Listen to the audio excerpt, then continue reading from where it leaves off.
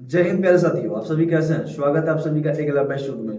मेरे प्यारे साथी, अभी तक हमने उत्तर प्रदेश पुलिस के अंतर्गत हमने क्या क्या पढ़ा है। अगर उत्तर प्रदेश पुलिस में स्पेशल मैथ चली रही है, आप जानते हैं सुधीर सर हमारे उत्तर प्रदेश पुलिस के लिए मैथ के लिए कितनी मेहनत कर रहे हैं। रोज 1 2 3 वीडियो आपके पास जा रहा है। हमें उम्मीद है कि आप उसे देख भी रहे होंगे, लाइक से सब्सक्राइब भी कर रहे होंगे मेरे साथी। तो मेरे प्यारे साथी, आज रीजनिंग का भी क्लास लगभग स्टार्ट ही आज से हो जाएगा, क्योंकि जो सर हमारे आए हैं रीजनिंग वाले ना, उन्हें अभी प्रिपेयर किया जा रहा है। ठीक है, लेकिन जब भी उतरेंगे वो तगड़ा मैटर लेके उतरेंगे। ठीक है, उत्तर प्रदेश पुलिस तक तो हम बता रहे हैं आपको ना, मैटर क्लियर कर देंगे। ठीक है, इधर हम एशियन हिस्ट्री, उधर मेरे प्यारे साथी विश्व भूगोल, भारत का भूगोल उत्तर प्रदेश। ठीक है, इधर एशियन हिस्ट्री। एशियन हिस्ट्री के अंतर्गत हमने क्या देखा, अभी तक हमने सिंधु घाटी सभ्यता और उसके वैदिक सभ्यता, उसके बाद हम 16 महाजनपद, 16 महाजनपद के बाद आज हम लोग मगध का उदय पढ़ेंगे। ठीक है, यानी 16 महाजनपद के बारे में हमने जो विस्तार तरीके से हमने आपको समझाया है, बताया है मेरे साथी। हमें उम्मीद है कि आप उसे देखे होंगे, लाइक सब्सक्राइब शेयर भी करे होंगे। ठीक है, तो आप मेरा थोड़ा सा सपोर्ट करो प्यारे साथी, इस चैनल को आगे बढ़ाओ, अपना प्रेम दो। ठीक है, इस चैनल को आगे बढ़ाने में मेरा सपोर्ट करो। ठीक है, जिसे हम आपके लिए मेहनत करें, तो थोड़ा सा मेहनत ये करिए कि आप थोड़ा सा चैनल को आगे बढ़ाइए। ठीक, मेरा यही आपसे जो कि रिक्वेस्ट समझो मेरे प्यारे साथी। ठीक है, उसके बाद हम लोग जो 16 महाजनपद के अंतर्गत जो हमने पढ़ा था प्यारे साथी, हमने विस्तार तरीके से मैप पे आपको समझाया था। तो चलिए हम लोग शुरुआत करते हैं मगध का उदय। आज हम लोग क्या पढ़ेंगे प्यारे साथी, हिस्ट्री के अंतर्गत मगध के उदय के बारे में आज हम लोग पढ़ेंगे, और मगध के उदय को विस्तार तरीके से आज हम लोग समझेंगे कि मगध में कितने ऐसे वंश हैं जो शासन किए हैं, उसके अंतर्गत शासकों का नाम बताएंगे। ठीक है, 16 महाजनपद में सबसे शक्तिशाली अगर कोई जनपद था तो वो था आपका मगध। मगध इतना शक्तिशाली क्यों था, क्यों मेरे प्यारे साथी ऐसा क्यों कि मगध ही ऐसा शक्तिशाली क्यों हुआ, इसलिए कि इनके गंगा यमुना वाले दोआब क्षेत्रों में लोहे का प्रचुर मात्रा देखने को मिला है, और हीरे रत्न जवाहरात देखने को मिला है। ठीक है, और अच्छे शासकों का भी वहां पे वंश देखने को मिला है, इसलिए मगध हमारा सबसे शक्तिशाली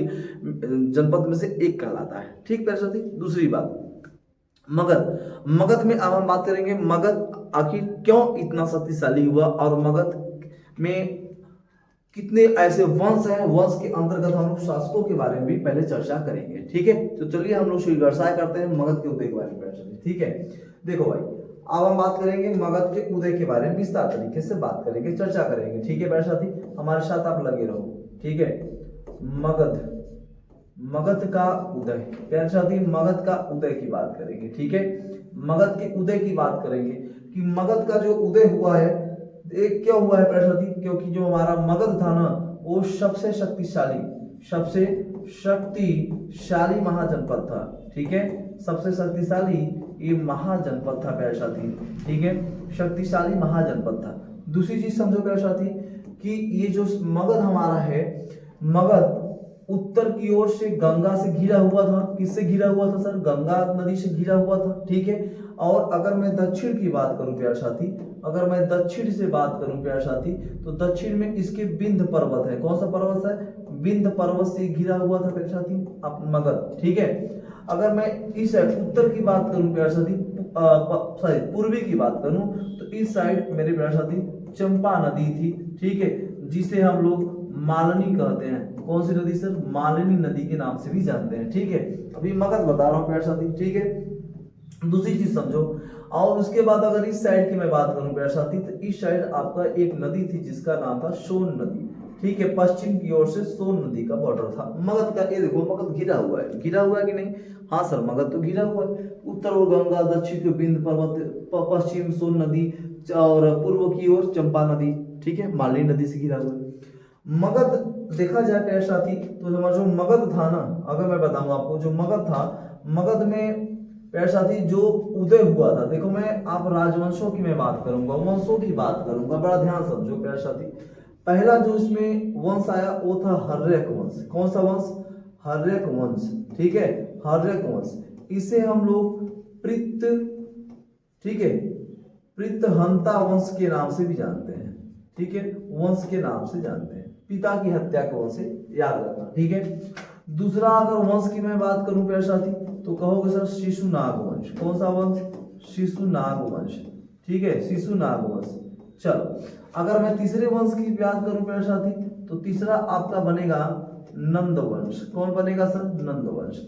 ठीक है, और नंद वंश का ही नाश करके मौर्य वंश की स्थापना चंद्रगुप्त मौर्य करता है। ठीक है, तो चलो प्यारे साथी, हर्यक वंश में शासकों की अगर मैं बात करूं प्यारे साथियों, अगर मैं हर्यक वंश में अगर मैं शासकों की बात करूं प्यारे साथी, तो आप बड़ा ध्यान समझना कि पहला आपका हर्यक वंश में कहा जाए तो एक का नाम था बृहद्रथ। क्या नाम था प्यारे साथी? बृहद्रथ, जो अज्ञात रूप में है। क्या है सर? अज्ञात रूप में। कहा जाता है कि हर्यक वंश की स्थापना बृहद्रथ करता है, लेकिन वास्तविक जो हर्यक वंश की स्थापना करता है वो बिंबिसार करता है। ठीक है, उसके बाद एक शासक और आता है प्यारे साथी, एक शासक और आता है जिसका नाम होता है भट्टी। क्या नाम होता है सर? भट्टीय। ठीक है, भट्टी। इसका जो शासन काल होता है प्यारे साथी 545 ईसा पूर्व से लेकर 545 ईसा पूर्व से लेकर 544 ईसा पूर्व इसका शासन काल होता है। ठीक है, भट्टी का। ठीक, कोई दिक्कत नहीं। अच्छा, मैं दूसरी बात बताऊं प्यारे साथी, मेरे साथ चलो। दूसरी बात एक आता है बिंदुसार का नाम सुने होंगे। ठीक है, ठीक है, बिंबिसार, सॉरी बिंदुसार का, बिंबिसार। ठीक है, हम लोग बात करेंगे बिंबिसार का। ठीक है, बिंबिसार। ठीक है प्यारे साथी, बिंबिसार की बात करेंगे। बिंबिसार की मैं अगर बात करूं प्यारे साथी, तो बिंबिसार की बात करूं 544 ईसा पूर्व से लेकर प्यारे साथी, ठीक है, 544 ईसा पूर्व से लेकर प्यारे साथी, ठीक है, 492 ईसा पूर्व, 492 ईसा पूर्व। ये शासक का मैं नाम बता रहा हूँ, हर एक वंश के शासक का नाम बता रहा हूँ। ठीक है, चलो सर दूसरी बात बताओ सर, अगली। ठीक है, अब बिंबिसार के एक पुत्र का नाम था अजात शत्रु। क्या नाम था? अजात शत्रु। ठीक है, अजात शत्रु। ये अजात शत्रु ही अपने पिता का हत्या करके शासन करता है, गद्दी पे बैठता है। ठीक है, उसके बाद प्यारे साथी ये बैठता है 492 ईसा पूर्व से लेकर 492 ईसा पूर्व से लेकर प्यारे साथी 460 ईसा पूर्व तक एक गद्दी पे बैठता है। ठीक है प्यारे साथी, 460। इतनी बातें समझ में आ गई। चलो दूसरी चीज, अब इसके बाद अजातशत्रु के बाद आता है उदयन। कौन आता है सर? उदयन। ठीक है, उदयन आता है, उदयन ए भी शासक 460 ईसा पूर्व से लेकर प्यारे साथी 460 ईसा पूर्व से लेकर 444 ईसा पूर्व तक ये शासन करता है। कौन सर? उदयन करता है। ठीक है, उदयन करता है। अगर मैं दूसरी की बात करूं, उदयन के बाद आता है अनिरुद्ध। कौन आता है सर? अनिरुद्ध। अनिरुद्ध ये भी हर्यक वंश का ही शासक होता है। ठीक है, ये प्यारे साथी 444 ईसा पूर्व से लेकर 444 ईसा पूर्व से लेकर 440 ईसा पूर्व तक ये शासन करता है। कौन सा? अनिरुद्ध। ठीक है प्यारे साथी, चलो उसके बाद अनिरुद्ध के बाद आता है मुंडक। कौन आता है सर? मुंडक। ये भी एक शासक है हर्यक वंश का। ये प्यारे साथी 440 ईसा पूर्व से लेकर प्यारे साथी ये 437 ईसा पूर्व तक शासन करता है। ठीक है प्यारे साथी, 437 ईसा पूर्व तक। इतनी बातें समझ में आ रही है। ये शासक का मैं क्रम बता रहा हूं आपको। ठीक है, अगर मैं दूसरी बात करूं प्यारे साथी, तो यहाँ पे बात आती है, आप लास्ट में चलो नाग दशक की मैं बात करूंगा। किसकी बात करूंगा सर? नाग दशक की मैं बात करूंगा। और नाग दशक की अगर मैं बात करूं तो प्यारे साथी ये 437 ईसा पूर्व से लेकर 437 ईसा पूर्व से लेकर प्यारे साथी ये 312 ईसा पूर्व तक शासन करता है। ठीक है, 312 ईसा पूर्व तक, 437 से लेकर 312 ईसा पूर्व तक ये शासन, सॉरी 412, ठीक है, 412 ईसा पूर्व तक ये शासन करता है। ठीक है, नाग दशक। और नाग दशक ये क्या होता है? ये हमारे अंतिम शासक होता है, अंतिम शासक कहलाता है। हर्यक वंश का अंतिम शासक है हमारा नाग दशक। ठीक है, इतनी बातें तो हर्यक वंश में शासक की बात आ गई प्यारे साथी। अब हम बात करेंगे शिशुनाग वंश की बात करेंगे। किसकी बात करेंगे? शिशुनाग। शिशुनाग में देखा जाए तो आप एक नाम सुने होंगे, देखो शिशुनाग में एक ही नाम है, आप शिशुनाग नाग वंश कर लो या शिशुनाग कुछ भी कर लो, शिशुनाग। ठीक है, इसका ये नाम सुने होंगे आप लोग। ठीक है, 412 से ले लो प्यारे साथी, ये 412 ईसा पूर्व से ले लो और 398 ईसा पूर्व तक ये शासन करता है। ठीक है, उसके बाद एक नाम आता है प्यारे साथी, काला शोक का नाम सुने होंगे प्यारे साथी, काला शोक का नाम सुने होंगे। ठीक है, कालाशोक का नाम आप लोग सुने भी होंगे, ठीक है। उसके बाद प्यारे साथी आप एक नाम सुने होंगे, नंदिवर्धन का नाम सुने होंगे, नंदिवर्धन का नाम सुने होंगे, ठीक है। ये तो शिशुनाग वंश में हो गए, ठीक। अगर मैं नंद वंश की बात करूं तो आप एक नाम सुने होंगे, महापदम नंद, महापदम नंद की नाम सुने होंगे प्यारे साथी। उसके बाद अगर मैं बात करूं तो एक आप नाम सुने होंगे, घनानंद की नाम सुने होंगे, ठीक है, घनानंद। और घनानंद ये अंतिम शासक होता है, ठीक है, अंतिम शासक होता है। और इसी को मार कर क्या होता है मेरे प्यारे साथी, मौर्य वंश का स्थापना करता है, मौर्य वंश का स्थापना करता है। कौन सा प्यारे साथी, चंद्रगुप्त मौर्य, ठीक है, चंद्रगुप्त मौर्य शासक करता है, ठीक है प्यारे साथी। इतनी बातें समझ में आ गया, ठीक है, ये तो हो गया, इतनी बातें आ गई समझ में, ठीक है। चलो, यही बात कहा जाता है मेरे प्यारे साथी कि मगध में अगर कोई पहले आता है तो कहा जाता है मेरे प्यारे साथी कि अगर मैं मगध की बात करूं, किसकी बात करूं प्यारे साथी, मगध का अगर मैं बात करूं तो मगध में अगर मैं बात करूं तो मगध का अगर संस्थापक कहा जाए, ठीक है, अगर संस्थापक कहा जाए तो ये कहा जाता है कि बृहद्रथ। कौन सा, बृहद्रथ, ठीक है, बृहद्रथ, ठीक है, बृहद्रथ। मगध का, जो कि मगध का अगर कहा जाए तो बृहद्रथ। और बृहद्रथ इसकी जो राजधानी थी मेरे प्यारे साथी, क्या थी, राजधानी जो थी प्यारे साथी वो था आपका राजगृह। क्या था, राजगृह, गिरिब्रज जिसे कहा जाता है। क्या कहा जाता है सर, गिरिब्रज का नाम हम लोग देते हैं, ठीक है, बड़ा ध्यान समझो। तो इसके पास पुत्र नहीं था, बृहद्रथ को कहा जाता है कि इसके पास पुत्र नहीं था। तो बृहद्रथ करता क्या है मेरे प्यारे साथी, ये क्या करता है, एक हवन करता है, यज्ञ करता है। क्या करता है सर, यज्ञ करता है। बृहद्रथ एक यज्ञ करता है, महायज्ञ करता है। और उस यज्ञ के दौरान मेरे प्यारे साथी, यज्ञ के दौरान एक राक्षसी जो कि उत्पन्न हुई, ठीक है, एक राक्षसी जो कि वहां से निकली, यज्ञ में से एक राक्षसी निकली। और ये राक्षसी करती क्या है मेरे प्यारे साथी, बृहद्रथ से पूछती है कि तुम्हें क्या चाहिए। ये कहा जाता है जो कि बृहद्रथ से पूछती है कि आपको क्या चाहिए। तो बृहद्रथ कहता है मेरे प्यारे साथी कि मुझे पुत्र चाहिए। क्या चाहिए, पुत्र चाहिए। तो इसने, इस राक्षसी ने, एक राक्षस है, ठीक है, राक्षसी है, ठीक है।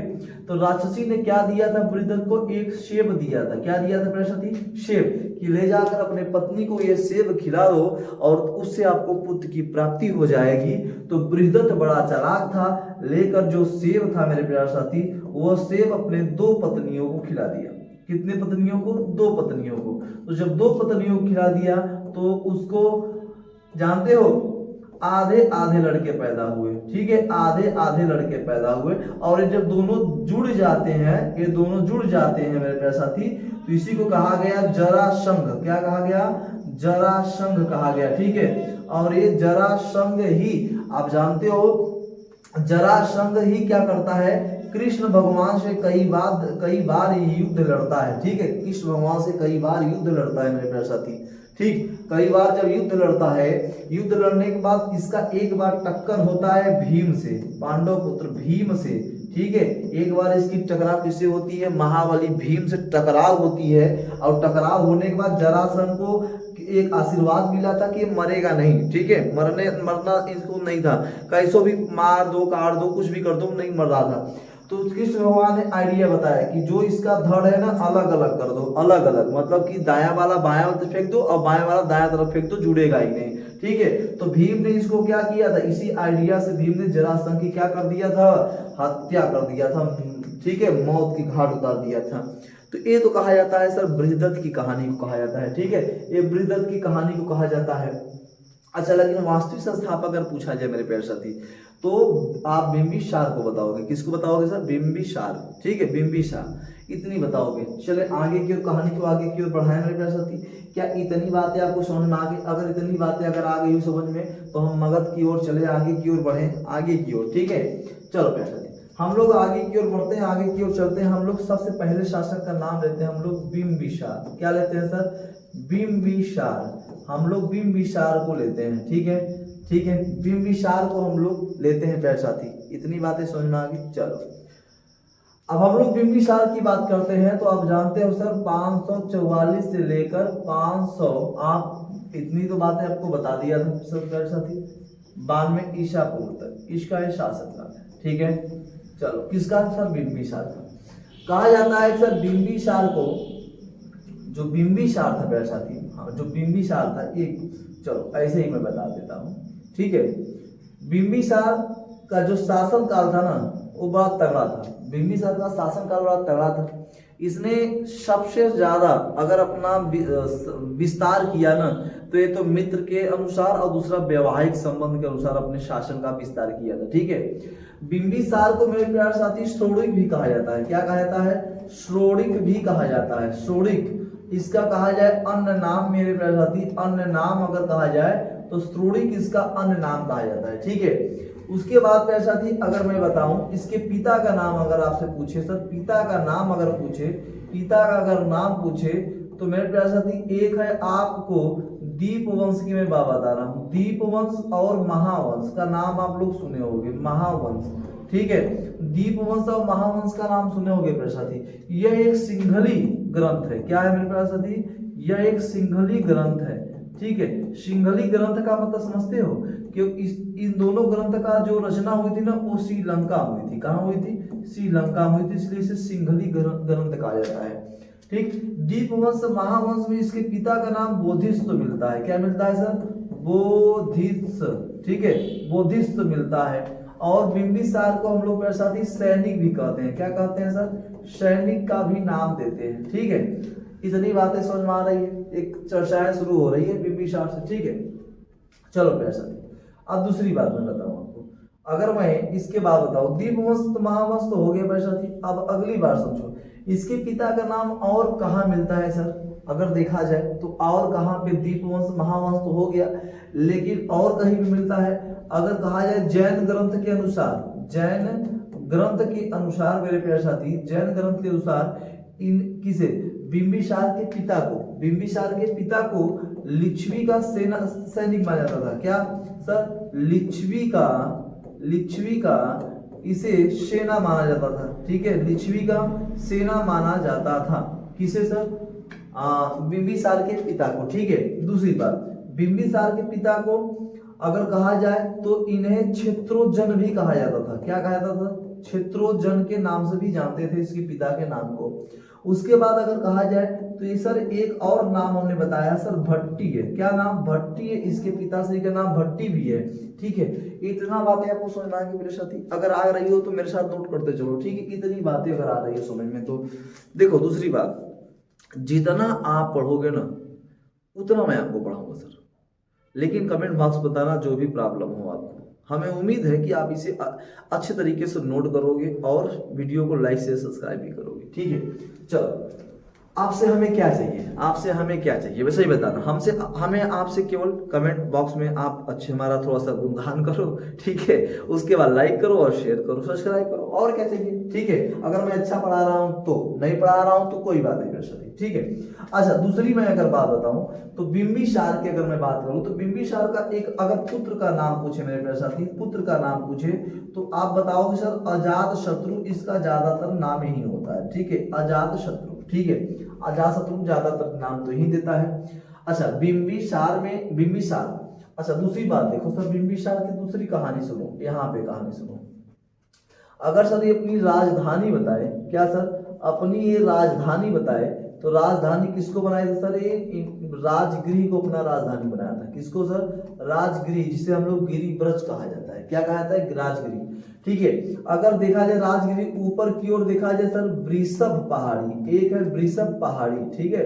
वृषभ पहाड़ी से घिरा हुआ था। और नीचे अगर देखा जाए दक्षिण की ओर तो ऋषि, ठीक है, ऋषिगिरी पहाड़ी से घिरा हुआ था, ठीक है। ऋषिगिरी पहाड़ी से राजगिरी घिरा हुआ है, घिरा हुआ नहीं है सर? हाँ सर, ठीक है। इतनी बात है सर। वृषभ पहाड़ी, ऋषिगिरी पहाड़ी, उसके बाद व्यवहार पहाड़ी। अगर उत्तर की ओर बात करें तो सर इसका व्यवहार पहाड़ी, क्या सर? व्यवहार पहाड़ी के उत्तर पश्चिम की ओर से घिरा हुआ है, ठीक है। अगर पूर्व की ओर बात करें, ठीक है, अगर पूर्व की ओर बात करें मेरे प्यारे साथी, तो पूर्व की ओर आप कमेंट बॉक्स में बताना कि पूर्व की ओर से राजगिरी किस पहाड़ी से घिरा हुआ है। ये भी कई बार क्वेश्चन पूछा गया है।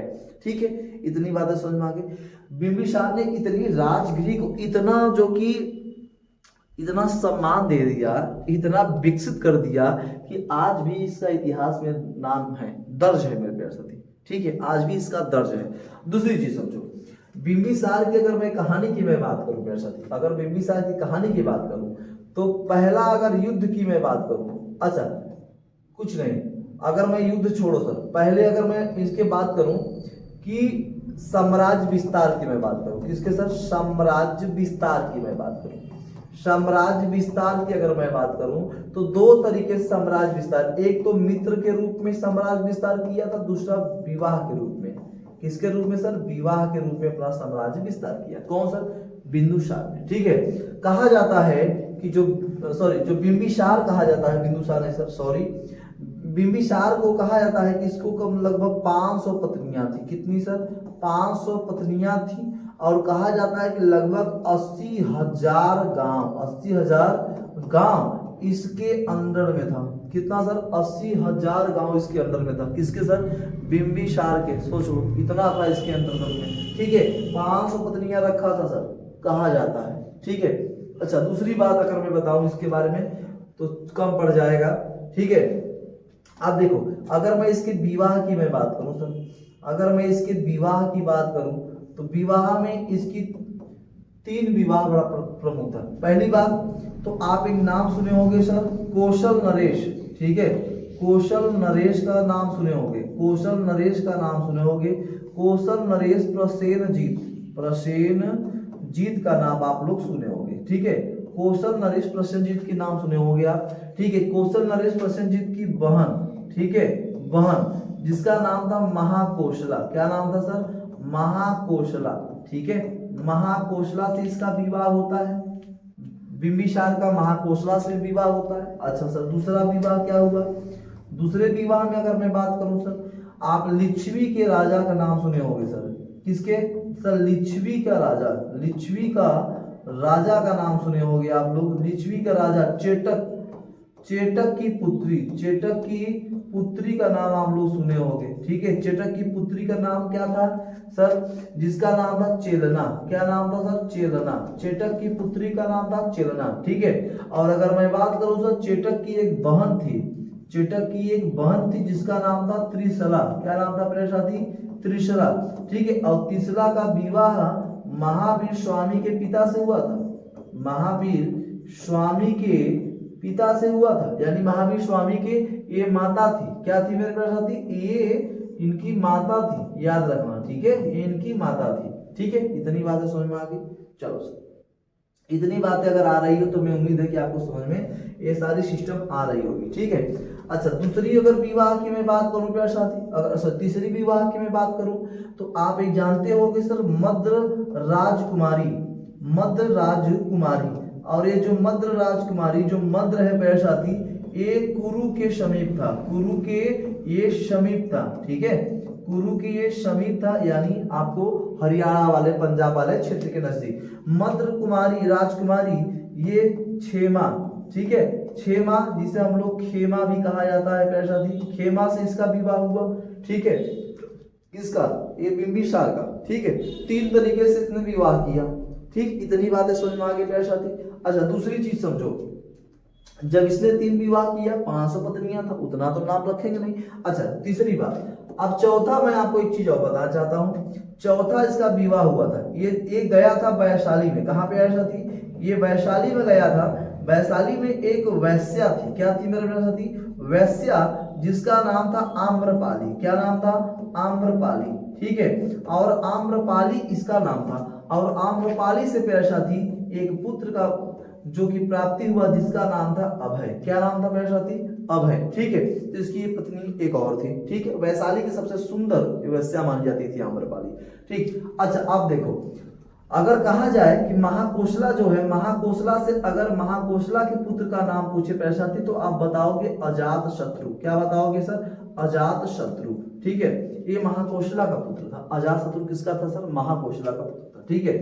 अगर सर चिरना से पूछा जाए कि चिरना के पुत्र का नाम बताओ, तो आप क्या बताओगे? चिरना के पुत्र का नाम बताओ तो सर चिरना के पुत्र का नाम था हल बेहल। क्या नाम था सर? हल, और एक का नाम था सर बेहल। ठीक है, हल और बेहल ये इसके ही पुत्र का नाम था, चिरना के पुत्र का नाम था। ठीक है, और उसके बाद इसका एक और नाम था सर, जिसको हम लोग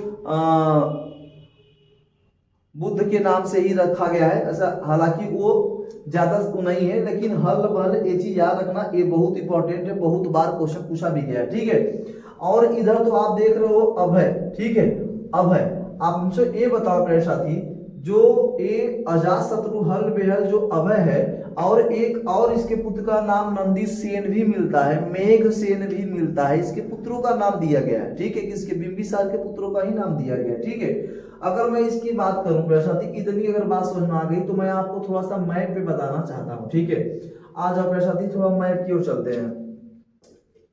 आप मेरे साथ आप मैप बनाओ। ठीक है, मेरे साथ आप मैप बनाओ मेरे साथी। ठीक है, मेरे साथ आप मैप बना लो थोड़ा सा। ठीक, चल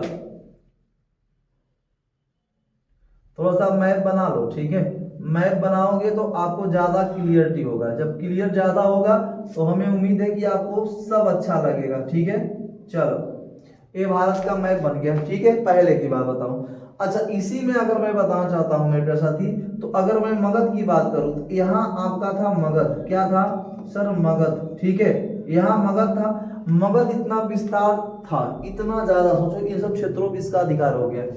मगध के ठीक यहाँ पे आपको पड़ता था अंग। क्या पड़ता था प्यारे साथी? यहाँ पे था अंग। ठीक है, थोड़ा सा कलर चेंज कर लिया जाए, यहाँ पे आपका पड़ता था अंग। ठीक है, सबसे पूर्वी महाजनपद। ठीक है, यहाँ पड़ता था सर वज्जी। क्या पड़ता था? वज्जी, याद रखना। ठीक है, वज्जी, यहाँ वज्जी, ये वज्जी आठ गढ़ था। ठीक है, 8 गढ़ों से मिलकर वज्जी बना। हाँ सर, बना था। इसके ठीक अगर बात करूं यहाँ सर, तो यहाँ था काशी। क्या था सर? काशी। ठीक है, काशी। इसके ठीक ऊपर बात करूं तो सर यहाँ था कौशल। क्या था सर? कौशल, यहाँ कौशल था। हाँ सर, यहाँ कौशल था। ठीक है, अगर दूसरी मैं बात करूं, कौशल के ठीक ऊपर की मैं बात करूं तो यहाँ मल्ल था। क्या था सर? मल्ल। ठीक है, यहाँ था आपका पांचाल। क्या था मेरे साथी? यहाँ पंचाल था, पंचाल था ना। और एक यहाँ अवंती। क्या था मेरे साथी? मालवा वाले क्षेत्र में यहाँ पे। ठीक है, मालवा वाले क्षेत्र में यहाँ था एक अवंती, सोच लो।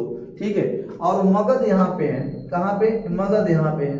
ठीक है, मगध उस समय अगर मैं बात करूं सर, मल्ल की बात करूं, और यहाँ एक था आपका वत्स। क्या था? वत्स, उस समय की बात बता रहा हूं। ठीक है, अवंती का शासक था चंड प्रदोत, उस समय जब बिंबिसार का अधिकार चल रहा था, जिसका नाम था चंड प्रदोत। ठीक है, चंड प्रदोत यहाँ का शासक था अवंती का। वत्स की मैं बात करूं, उस समय शासक था उदयन। उदयन नहीं सर, उदयन, यहाँ का शासक उदयन था। ठीक है, याद रखना प्यारे साथी। अंग का शासक का मैं बात करूं तो प्यारे साथी ब्रह्मदत्त। क्या कौन शासक था उस समय में? ब्रह्मदत्त। अंग का शासक कौन था? ब्रह्मदत्त। ठीक है, अंग की राजधानी मैंने बताया था चंपा। ठीक है, चंपा, जो मालवी नदी के तट पे बसा हुआ है। ठीक है, अब मगध का शासक कौन था उस समय में सर? हम बताएंगे सर बिंबिसार। कौन था? बिंबिसार। ठीक है, बिंबिसार। इतनी बातें समझ में आ गया? इतनी बातें समझ में आ गया। चलो, अब कौशल का शासक कौन था सर? प्रसेनजीत। कौन था सर? प्रसेनजीत। ठीक है, प्रसेनजीत था, यही शासक था। ठीक है, प्रसेनजीत, और काशी इसके अंतर्गत था, काशी इसके अंतर्गत ही था। ठीक, बड़ा ध्यान समझो। तो आप ये बताओ कि मगध इतना ही में सभी था, लेकिन पहले किसको लिया सर? अंग को अपने में शामिल किया। सबसे पहला युद्ध किससे हुआ सर? अगर युद्ध की मैं बात करूं तो पहला युद्ध किसके साथ हुआ सर? ब्रह्मदत्त के साथ हुआ, और ब्रह्मदत्त को इसने मार डाला था बिंबिसार ने, और अंग को अपने में मिला लिया। अंग को अपने में मिला लिया। उसके बाद इसने सोचा कि सबको तो हम मार नहीं सकते। उस समय आप जानते हो कि अवंती और काशी से जो कि चल रहा था, 36 का आंकड़ा चल रहा था। तो हुआ क्या, इसने कौशल में शादी किया नहीं सर? हाँ, कर लिया सर। ठीक है, उसके बाद इसने अपना विवाह करना शुरू कर दिया, और विवाह के माध्यम से जब कौशल प्रसेनजीत की जो बहन थी महाकोशला से जब शादी किया, तो उससे काशी में क्या कर लिया? काशी दहेज में ले लिया था। काशी किसमें, काशी दहेज में दे दिया और फिर दहेज के बाद 1 लाख रुपया सालाना, ठीक है, इसको देना पड़ता था किसको, बिंबिसार को। फिर वापस कर दिया कि 1 लाख रुपया हमको देना पड़ेगा, ठीक है, किसको, प्रसेनजीत को देना पड़ेगा। बात समझ रहे हो मेरे भाई। चलो इतनी बातें समझ में आ गया। इतनी जब बातें आपको समझ में आ गया होगा तो हमें उम्मीद है कि धीरे धीरे सब क्या होता है इसे अपने मगध में ले लेता है, ठीक है। उसके बाद चंड प्रदोत जो है, चंड प्रदोत का एक इसको हुआ था एक बीमारी, एक रोग हुआ था जिसका नाम था पीलिया रोग। कौन सा रोग सर, पीलिया रोग, ठीक है, पीलिया रोग हुआ था मेरे साथी। और जिसे हम लोग पांडु रोग कहते हैं। कौन सा रोग, पांडु रोग कहते हैं, ठीक है, पांडु रोग का नाम भी हम लोग देते हैं। अब यहां से थोड़ा सा कहानी थोड़ा देखो चेंज हो रहा है, ध्यान समझो। जो यहाँ पे अभय है, अभय आप जानते हो जो बिंबिसार के, बड़ा ध्यान समझो कि जो हमारा प्यारे साथी बिंबिसार है, जो हमारा बिंबिसार है, बिंबिसार के दरबार में एक वैद्य रहता था, जीवक। क्या नाम था प्यारे साथी, जीवक। उसका नाम था, वैद्य का नाम क्या था, जीवक, ठीक है। और इसी वैद्य का पालन पोषण करता है अभय। क्या कौन करता है सर, पालन पोषण कौन करता है, पालन पोषण अभय करता है, क्योंकि ये जीवक नहीं था, जो जीवक था ये अनाथ था, ठीक है, अनाथ था, ऐसा कहा जाता है। इसका पालन पोषण जीवक का अनाथ था, इसलिए अभय इसका पालन पोषण करता है। और इसीलिए प्यारे साथी जब चंद्र प्रदोत का जब ये बीमार होता है तो ये वैद्य, जो वैद्य है, जीवक जो वैद्य है, इसकी देख रेख के लिए मेरे प्यारे साथी, देख रेख के लिए चंद्र प्रदोत ने जीवक को भेजा था और इसकी देख रेख के लिए ये सही भी किया था, ठीक है। इतनी बातें इसके समझ में आ रही मेरे साथी, इतनी बातें क्या आ गई समझ में आपको। हमें उम्मीद है कि आपको ये बातें समझ में आ रही है, ठीक है। अब देख लो इतनी बातें हमने आपको समझाया, ठीक है, किसके बारे में सर, ये बिंबिसार के बारे में, ठीक है, ये बिंबिसार के बारे में हमने इतनी बातें आपको बताया और समझाया। समझिएगा कि जो ये बिंबिसार था मेरे प्यारे साथी, ये पहली बार पूरे अगर देखा जाए, पूरे इतिहास में अगर देखा जाए तो इसके पास मेरे प्यारे साथी स्थायी सेना थे। क्या थे, स्थायी सेना था। और पूरे सबसे ज्यादा की मैं बात करूं प्यारे साथी, कि सबसे ज्यादा अगर विस्तार हुआ था तो इसी के शासन में सबसे ज्यादा विस्तार हुआ था, ठीक है, किसके साथ, बिंबिसार के शासन में सबसे ज्यादा विस्तार किया था, ठीक है। उसके बाद ये कहा जाता है कि देखो क्षेत्रोजन जो नहीं है, ये मत्स्य पुराण में कहा गया था। किससे सर, मत्स्य पुराण में क्षेत्रोजन इसके पिता का नाम रखा गया था, ठीक है।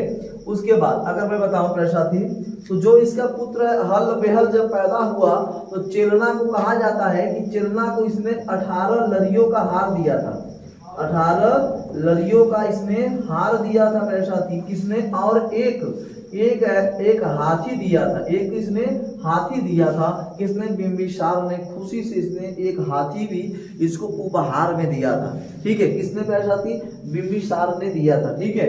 इतनी बातें समझ में आ गया। देखो उसके बाद करता क्या है मेरे प्यारे साथी, जब इतना साम्राज्य विस्तार करने के बाद फिर यहाँ पे होता क्या है कि जो अजात शत्रु था प्यारे साथी, जब अंग को जीतता है, कौन, बिंबिसार, तो यहाँ का अजातशत्रु को यहाँ का क्या बनाता है, उपराजा बनाता है, ठीक है, उपराजा बनाता है यहाँ का अंग का। तो पहला मगध मतलब कि बिंबिसार पहला किस महाजन को जीतता है, तो अंग को जीतता है, ठीक है। बात समझना क्या। अच्छा दूसरी बात समझो, अजातशत्रु ने क्या किया मेरे प्यारे साथी, अजातशत्रु ने क्या किया प्यारे साथी, अजातशत्रु ने अपने पिता की क्या किया, हत्या कर दिया। क्या कर दिया, हत्या कर दिया। किसके सहयोग से मेरे प्यारे साथी, देवदत्त का नाम सुने होंगे, गौतम बुद्ध के भाई देवदत्त की सहायता से, ठीक है, देवदत्त की सहायता से मेरे प्यारे साथी इसका क्या कर देता है, ये अपने पिता का हत्या कर देता है। कौन मेरे प्यारे साथी, हम कहेंगे सर ये अजातशत्रु उसका पुत्र जो था, ठीक है। चलो इतनी बातें समझ में आ गई। इतनी बातें तो बिंबिसार की कहानी थी। अब चलो अजातशत्रु की ओर चलते हैं हम लोग। कहाँ चलते हैं, अजातशत्रु की ओर चलते हैं, ठीक है।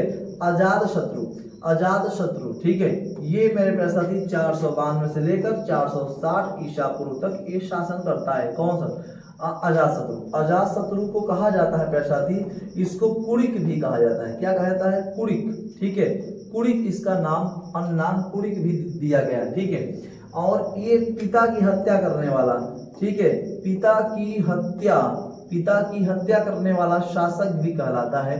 कौन सा? अजातशत्रु। ठीक है, जब ये इसके पिता की जब हत्या होती है तो कौशल नरेश प्रसेनजीत गुस्सा में आकर काशी को अपने जो दहेज में दिए थे अपने मतलब कि मेरे प्यारे साथी दामाद को यानी बिंबिसार को वापस ले लेते हैं। ठीक है, तो ये अजातशत्रु क्या करता है? गुस्सा जाता है प्यारे साथी, गुस्सा जाता है कि कैसे तुम वापस ले लिए, तो मेरे पिता का धन है। ठीक है बेटा, पिता का धन था तो ठीक है, लेकिन अपने पिता को ही मार दिए तो पिता का धन कौन मारने से होगा? नहीं ना। ठीक है, अजातशत्रु सबसे पहले अगर मैं बात करूं सर, अजातशत्रु की मैं बात करूं तो इसका पहले समझो, बड़ा ध्यान से समझना प्यारे साथी कि ये 3 चीज पे ज्यादा विरोध किया था, 3 चीज पे। ठीक है, पहला था इसका पहला लालच क्या था? एक होता है विनय पिटक का नाम आप लोग सुने होंगे, विनय पिटक। ठीक है, विनय पिटक में कहा गया, ठीक है, कि विनय पिटक में ये बताया गया मेरे प्यारे साथी कि ये मगध पर आक्रमण करते थे। ठीक है, कौन? मगध पे आक्रमण करते थे। ठीक है, मतलब अजातशत्रु ने बताया कि मगध पर आक्रमण करने वाला कौन थे? यहाँ पे कौशल के लोग। ठीक है, कौशल के लोग पहला आक्रमण, पहला गुस्सा है। दूसरी बात कहा जाता है सर आपको, ये कहा जाता है कि जो चेलना को 18 लड़ियों का हार दिया था, 18 लड़ियों का हार दिया था। ठीक है, और एक हाथी दिया था, उसको ये मांग रहा था, उसके विरोध में था अजातशत्रु। और तीसरा, जो रत्न भरी पहाड़ी थी, ठीक है, रत्न भरी जो पहाड़ियां थी उसके विरोध में था कि ये सब हमारा हो जाए। ये अजातशत्रु का कहना था, ये अजातशत्रु का कहना था।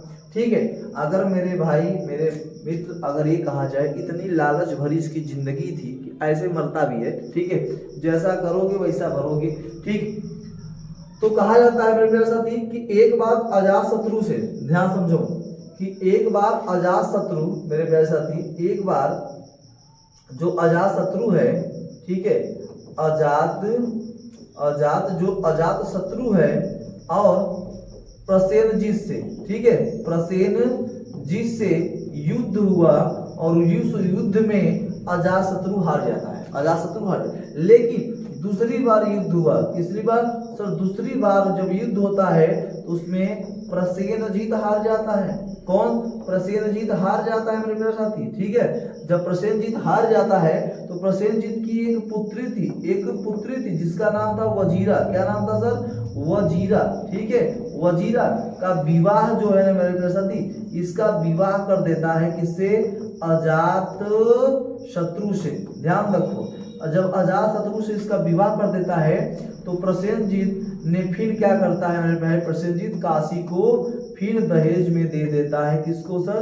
दहेज में फिर दे देता है अजातशत्रु को। देख लो, ठीक है, लड़की भी गई, काशी भी गया, दोनों चला गया। ठीक है, मांग रहा था बाप का है दे दो, नहीं तो लड़की भी ले जाएंगे और काशी भी ले जाएंगे, दोनों को दोनों उठा ले गया। सोचो, उठा ले गया ना ऐसा। चलो दूसरी बात, अब दूसरी बात इसका विरोध मल्ल। ठीक है, मल्ल पे चला, मल्ल का भी ये जो कि मल्ल भी ले लिया। ठीक है, अंग पहले से अंग था। ठीक है, पहले शासन करता था मेरे प्यारे साथी।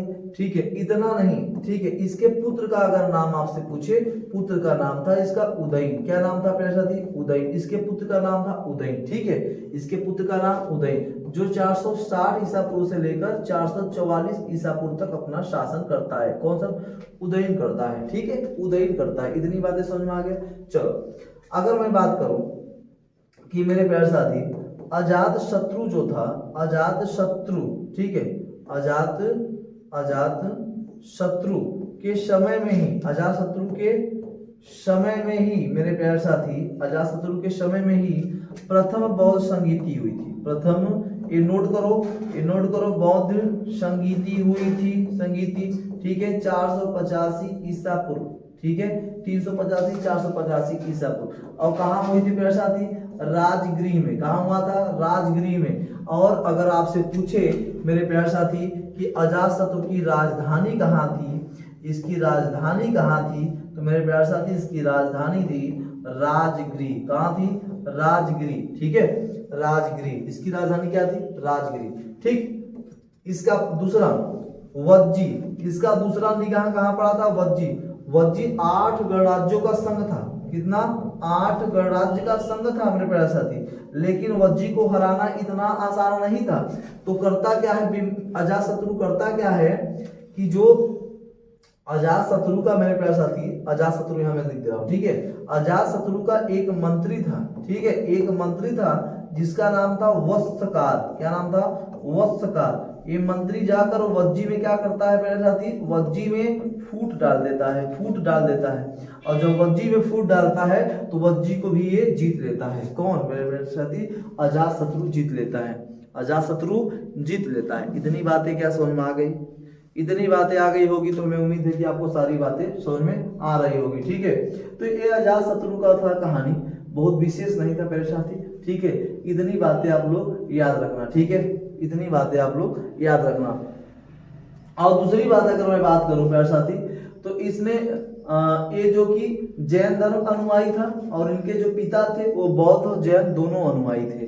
ये बौद्ध और जैन दोनों अनुयायी थे, इसके पिता बिंबिसार। ठीक है, आओ प्यारे साथी हम उदयन की थोड़ा सा बात करते हैं, ज्यादा नहीं, हम उदयन की बात करते हैं।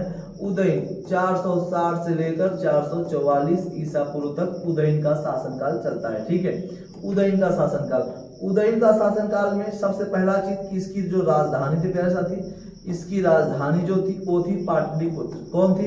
पाटलिपुत्र। ठीक है, पाटलिपुत्र इसकी राजधानी थी, जिसे हम लोग पहले कुसुमपुर कहते थे। क्या कहते थे? कुसुमपुर का नाम देते थे। ठीक है, उदयन का नाम, पाटलिपुत्र का नाम कुसुमपुर था। ठीक। और दूसरी बात, ये भी अपने पिता का हत्या किया था। ये भी अपने पिता का ही हत्या किया था मेरे प्यारे साथी। ठीक है, पिता का हत्या करके ही अपना जो कि क्या हुआ, ये गद्दी पे बैठता है, ये गद्दी पे बैठता है। ठीक है, और उदयन के बाद कहा जाता है प्यारे साथी कि नागदशक। ठीक है, नागदशक अंतिम शासक होता है। नागदशक ये अंतिम शासक होता है और इसका हत्या करके, इसकी क्या करता है मेरे साथी? हत्या करके ये गद्दी पे बैठता है। और उसी समय में फिर नागदशक का अंतिम शासक होने के बाद ये धीरे धीरे हर्यक वंश की समाप्ति हो जाती है, यानी इस वंश एकदम समाप्त हो जाता है। ठीक है, ज्यादा नहीं है उदयन के बारे में मेरे साथी, ज्यादा आपको मैंने इधर हमने आपको बताया ही है, इतना हमने आपको समझा दिया है। तो हमें उम्मीद है कि आपको ये बातें समझ में आ चुकी होगी। और जब आ गई होगी तो अच्छा, दूसरी चीज, ये पूरा बिंबिसार के बारे में बताया, इधर अजातशत्रु के बारे में बताया मेरे साथी। इतनी अगर बातें आपको समझ में आ गई होगी तो अब आपको हर्यक वंश पढ़ने की जरूरत नहीं मेरे साथी। आप इतना पूरा मैटर आपको एग्जाम में जो कि क्वालिफाई करने के लिए बहुत है। ठीक है, तो ऐसे ही जबरदस्त वीडियो को देखने के लिए सब्सक्राइब करें एकलव्य इंस्टीट्यूट को। मैं राधेश्वर आपको जीएस पढ़ा रहा हूँ। तो बस दोस्तों आज के लिए ही, जय हिंद।